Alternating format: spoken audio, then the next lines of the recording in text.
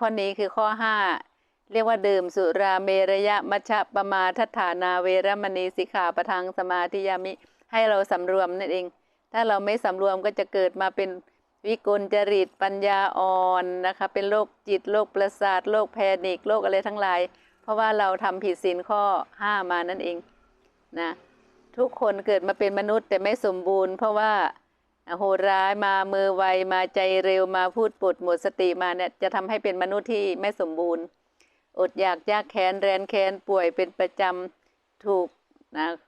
เอารัดเอาเปรียบทำให้ผิดหวัง